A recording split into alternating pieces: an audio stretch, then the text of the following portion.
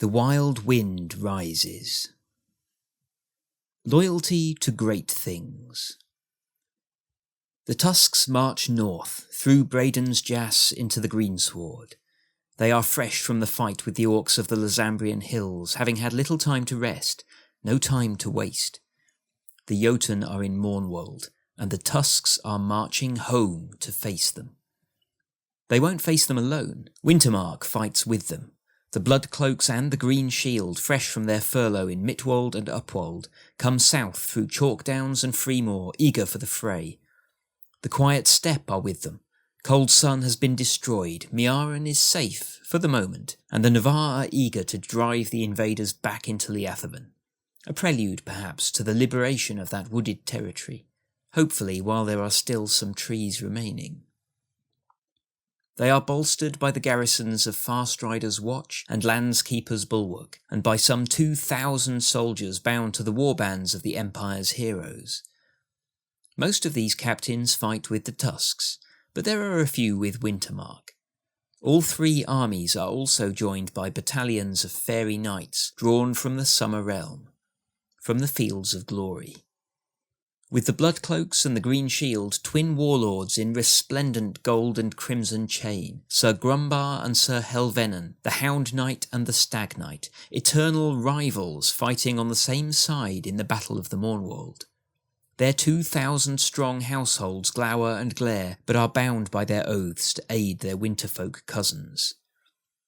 With the Tusks marches sharp-eared Olavan the Reeve, bowmaster unparalleled, and his cohort of archers, proud and glorious, eager to prove themselves against the orcs, and to test their skill against that of the beaters they fight beside. The Knights of Glory are not the only supernatural allies the Empire has found. One Alder of the Morn has traded their mine to adamant. In return they lead a cohort of koboldy warriors to help defend Farstrider's Watch. At the invitation of the General, the passionate warriors of the Shadowed Flame continue to fight with the Green Shield. Crimson and cobalt, whirling, blazing bright, they burn like torches, inciting the winterfolk that fight with them to greater and greater displays of bravery and heroism. They are indiscriminate in their enthusiasm and seek to set a fine example, and rather than avoid the elfin soldiers of the Hound, the Stag and the Reeve, they urge them to give their all in the battle against the Jotun. Finally, there are the people of the Mournwold themselves. They accept the presence of the Tusks with dour, deprecating comments. The General had sworn an oath to protect the Mourn. What else would they do but bring the Tusks to fight the Jotun? It's just common sense. But there is no doubt that there is a frisson of relief, of quiet, grim celebration. The Tusks have come, and they will fight until the Mournwold is free. Yeomen and beaters come from across the territory, putting aside their rivalry to bolster the Tusks, to fight with them, to ensure they can say that they were there when the army of the Morn marched to face the Jotun, to drive Jarl Harkon from the wolds once more. There are also plenty of marcher orcs among them. Only a few have chosen to take up weapons, mostly young hotheads who have heard the call of their ancestors and seek to cross the abyss in battle with their former masters. Most throw themselves into more supportive roles, healers and quartermasters, but they are no less eager to stand alongside their human neighbours and show the Jotun that they will never own the Mournwold again. Here then, the forces of the Empire. Perhaps 22,000 fighters and 6,000 heralds standing proudly against the Jotun. Banners of Bear and Wolf. In the hills of northeastern Southmoor, 3 towers of white stone and black ice rise. The frozen citadel of Cathan Cannae, called from her frigid realm, garrisoned by icy warriors with strangely scaled armour and odd full-face helms and unfamiliar short-hafted spears. Summoned forth by imperial magicians, they are the first to face the Jotun armies. Last season 2 armies ventured into the Mournwold from Liathaven. The Lion of the North under the command of the Queen of Kalsi, Jarl of Jarls, Ursa Jansdottir, and the stoic Tower of the North, under the banners of the granite-faced Derren Stone Tower. With them the household and champions of Jarl Harkon, former ruler of the Mournwold, and the traitor Yagara who follow the lead of Stephen of Sarkham. Perhaps 15,000 Jotun at most. Their cautious invasion took the market town of Sarkham, but did not press far into the Mournwold proper. By themselves, they would be no match for the imperial host. When the Tusks and their allies arrive, however, they find not 2 armies camped around Sarkham, but 6. The southern Bear have left the Burfast in Bregasland to move swiftly back through Liathavan and out to Southmoor.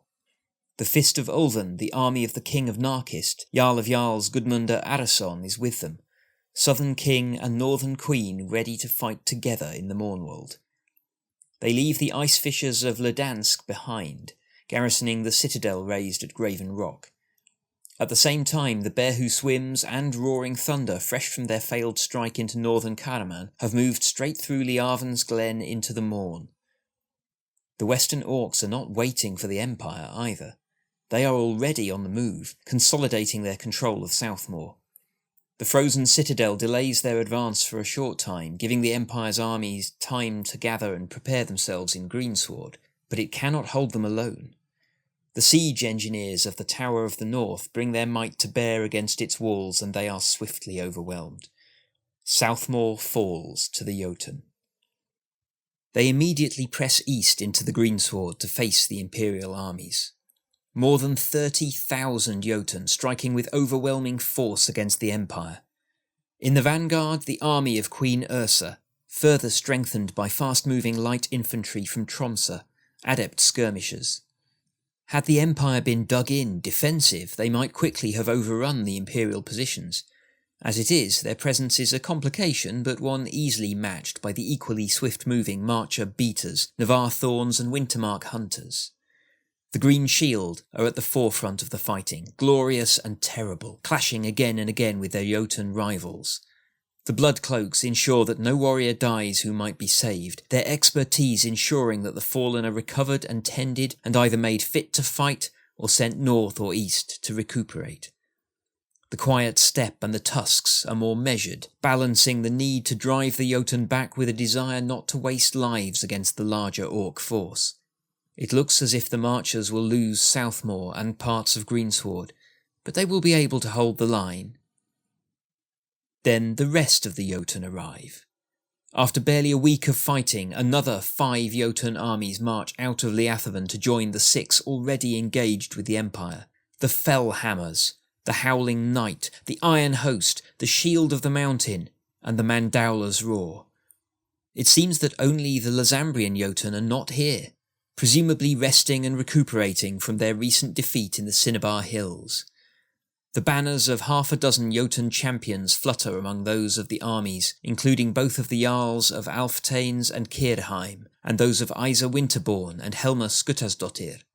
Alongside this great mass of Jotun march 10,000 warriors of the Summer Realm, under their own banners of gold and crimson. The knights that fight with the Empire see no paradox here.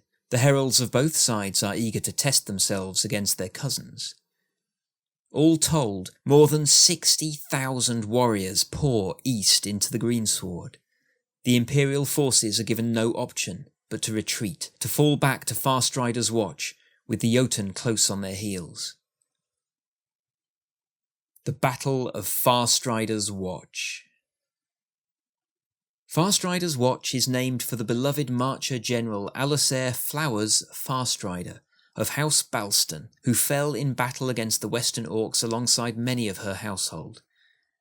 It stands on the mournful grasslands of the Greensward.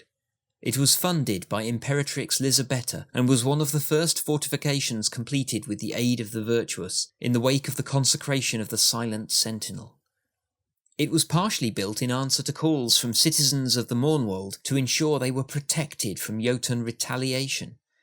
Its garrison has fought to protect the southern Mournwold from Jotun raids. Now it offers sanctuary to the Imperial warriors facing what may be the single largest force of Jotun to ever come to the marches. The Empire's champions are quick to regroup, to take advantage of the stout walls to gather their wits and revise their strategies. They have less than a day before the Jotun are there, at the gates. Mandaular's Roar and the Roaring Thunder lead the way, having set a punishing pace across the greensward in pursuit of glorious battle. The rest of the Jotun host is not far behind. There are soldiers here who remember the last siege of the greensward and the Battle of Orchard's Watch. In the long watches of the night, some of the soldiers tell a tale of an unknown marcher soldier, one of House Balston's badgers, who offers words of comfort to those on the walls. Some claim it's General Alisair Flowers herself, others that it's Bolstering Bill. More rational souls say it is a dream, or perhaps a ghost. The greensward is haunted after all. But the story heartens some who hear it, for all that a few pilgrims worry it is blasphemous or heretical to believe in such things. There are plenty of pilgrims here, seeking refuge behind the walls. They offer spiritual support of their own, helping to keep the fear at bay. Despite the best efforts of spirits, real or imagined, the walls of Fastrider's Watch cannot hold forever. 4 days it lasts, 2 days longer than the most pessimistic estimate, so perhaps there is something to those tales of ghostly soldiers after all. The armies are forced to retreat again as the gates fall, as the walls crumble before the overwhelming assault of the Jotun. Back past the Singing Caves, back to the Ore Hills. Perhaps there is some talk of abandoning the Mournwald altogether, of retreating to Tassato. If there is, it comes to naught. The Tusks will not tolerate such a failure. They will fight the Jotun every step, every inch of the way. The punches keep coming. The Singing Caves is lost to the orcs of the Howling Night and the Jarl of Alftanes. The miners, forewarned of the attack by strange knocking and odd dreams they ascribe to Jonah Gold, are able to escape with a bounty of mithril, but they cannot hope to hold the mine itself against the Jotun. At Honour's Rest. At Honour's Rest the Jotun pause and break from tradition. The story that emerges says that Stephen of Sarcum sought to sack the church there and put to the sword any priest or pilgrim that would not bow their head and take the thrall oath. Isa Winterbourne intercedes, refusing to let him harm those sheltering there or fire the structure, her champions prepared to face his in battle to defend the place. In the end, King Arason himself is forced to intercede, to fall back from the front to mediate between his champions. His disgust at Stephen's actions becomes an open secret. Upbraiding the furious Yagara, he declares Honour's Rest to be a place under his protection. No Jotun will harm it or any beneath its roof, save that they invite that harm themselves, and if Stephen and his warriors will not accept that, then they will answer to the King of the South. More than that, the king commands that work on the Orchard of the Watch will continue uninterrupted, and those labourers involved will be allowed to leave. He points to the honour of the Brass Coast, to the way that they allowed the mound left by the fall of Fort Braden to be raised and respected. He speaks of the good work done by the marchers to help the angry dead rest, and loudly declares that any who would interfere in that work, who would steal from or harm those who tend the fallen, could never call themselves Jotun. The pilgrims and the workers are no less stunned than Stephen of Sarcum, who withdraws in disarray. At the command of the king, Isa leaves a score of her champions, humans from the frozen north, to ensure the king's dictate is honoured, and when their work is done, that the imperial citizens are escorted back to Tassato. Mutterings swell in the Jotun ranks that Stephen of Sarcum and his Yagara have been deafened by hate, have forgotten what it means to be Jotun, have abandoned their honour. This does little to quell the fury that burns in the heart of that scion of Mournwald, or those who march beneath his banners. Raven and Mouse. The Empire tries to push the Jotun lines wherever they can, but it is ultimately fruitless. The Imperial armies are outnumbered so severely, and the Jotun so absolutely committed to the conquest of the Mournwald, that the best they can do is slow the advance. By the time the Western armies press into the Ore Hills, their momentum is beginning to falter a little, but they still wash over the mines and towns here like a tsunami. Some marchers flee, forced to abandon their homes again. Some take the choice and remain as thralls, knowing that they can offer passive resistance to the conquerors of the Morn, and maybe do their own part in hastening the defeat of the Jotun. Others stay to fight. They know the hills better than any Jotun save Stephen of Sarkum, or perhaps Jarl Hakon. They take refuge in the mines and the tunnels, striking against the Jotun who seek to conquer their homes.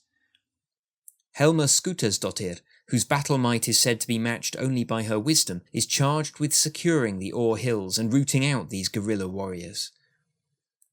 They say that Rathliost himself whispers in her ear and guides her warband to victory, but against the miners of the Ore Hills, she has her work cut out indeed. There are credible reports that Jonah Gold whispers warnings to them when the Jotun comes searching for their hideouts, and that they are able to stay one step ahead of the hunters. A deadly game of raven and mouse is waged across the mournful hills. The last battle before the autumn equinox takes place in the Chalk Downs. The Empire rallies at Lindenford Farm, right in the heart of the farmlands. They face the Jotun charge, and for a glorious hour it seems they might stop the Jotun here, but one by one they are forced to abandon their posts. The last to quit the field are the Tusks, retreating east toward Freemore and the sanctuary of Landskeeper's Bulwark. As the season dies, the Jotun complete their conquest of the Chalk Downs, and the Mournwold falls to the barbarians. Harvest of Sorrow. The Jotun have absolutely overwhelmed the courageous imperial armies, but they have by no means had it all their own way. If not for the dogged tenacity of the 4 armies ranged against them, if not for their many allies and friends, the immense Jotun host might well have conquered the entire Mournwold in a single season. As it is, Freemore, Alderley and Greenmarch remain free, at least for the moment. Wherever they have gone, the Jotun have offered their traditional choice. Join the Jotun and fight for them, or lay down your arms and become a thrall, or be granted a swift death with a blade in your hand if you wish it. They do not differentiate between orcs and humans, nor between those who once were thralls but then were freed. They promise to protect them and let them get on with their lives as long as they raise no hand against the Jotun, do not seek to flee and pay the punishing tithes that go towards supporting the warriors of the West. All told, thousands of imperial warriors fall in the fight for the Morn, and only half that many Jotun. Those who die fighting are honoured with barrows swiftly thrown up at each battlefield by the thralls. Only the Navarre are deemed unworthy of honour. No choice and no chance to sleep beneath the rough earthen hills. Those who bear the tattoos of brand and thorn are roughly executed by beheading, their bodies left for birds and vermin to feast on.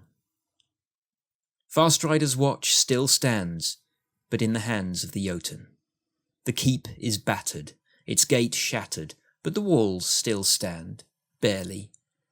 There is talk that Jarl Hakon has claimed it and begun setting up his hall here. Once again the King of the South has recognised him Jarl of the Morn, with the unspoken promise that if he fails to hold these lands a second time, he will not get a third chance to do so. A covert war still rages in the Ore Hills. While the Jotun must guard against an imperial counterattack, they are unlikely to spare the forces to deal with the miners and their supporters. They cannot strike at the Jotun armies directly, but for now they remain a thorn in the side of the conquering barbarians. The Tusks have repaid the trust of the Mournwolders 100-fold. Every one of the Yeofolk who fell in the fight to protect their people from the Jotun died a hero in the eyes of the citizens of the Morn. The general kept their word, and the people will remember it. In the face of 60,000 Jotun, they know that the Tusks will do whatever it takes to keep the Mournwold free. And that faith is a powerful thing indeed. Game information. Mournwold. With 4 regions now in Jotun hands, the Mournwold is no longer an imperial territory, but belongs to the Western barbarians. Rituals cast at the Imperial Regio in Anvil cannot target the territory. The General of the Tusks has kept their oath to return to the Mournwold if it is threatened. The challenge now is what comes next. The Jotun are more than likely to press their advantage, and the Tusks are close to breaking as it is. But leaving the territory now when it stands on the precipice would be a terrible betrayal of that oath. Even if they stay, they may be driven out, if the Jotun claim the rest of the Mournwold. The last time that happened, General Nedry of the Cullocks went into the Wicker Man. The Tusks are faced with grim choices whatever they do. If they choose to keep their oath, they will need to stand their ground in the face of the Jotun assault. If they survive but are pushed out of the Mourn anyway, they'll need to return as quickly as possible, or else face the fate that awaits those who break their oaths. None of the military units who supported the armies or fortifications in the Mournwold this season received shares of the Imperial Guerdon. Game information. Titles. The Mournwold is no longer an Imperial territory, and so is no longer represented by a senator. If the Mourn were liberated, it would be again available to be assigned by the Imperial Senate and a new senator elected. Work on the Black Canal was completed shortly before the Jotun took the Chalk Downs. The length stretching from Sarkham through the Ore Hills was already complete. With half the canal in Jotun hands, the great work currently provides no benefit in the Mournwold, and reduced benefits in Mittwold. This reduced production will persist as long as either Chalk Downs or Southmoor are not in Imperial hands. The Reeve of the Hapston Manor Exchange and Keeper of the Hapston Fields have lost access to their ministry and sinecure respectively. The titles remain active, but their production is lost until the Chalk Downs are reclaimed from the Jotun. The Empire has lost control of the Singing Caves, but the final shipment of Mithril will be delivered at the autumn equinox.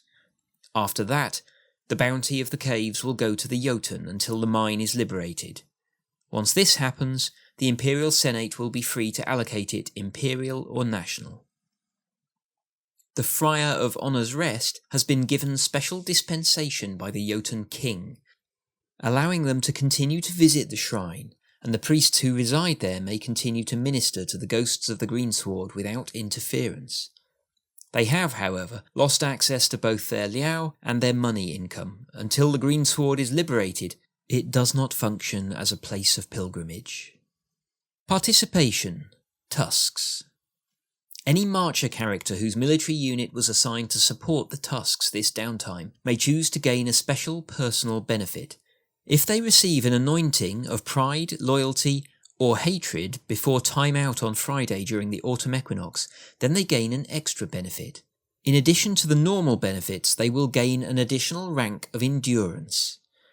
The effect is not magical. It does not register on either Detect Magic or Insight.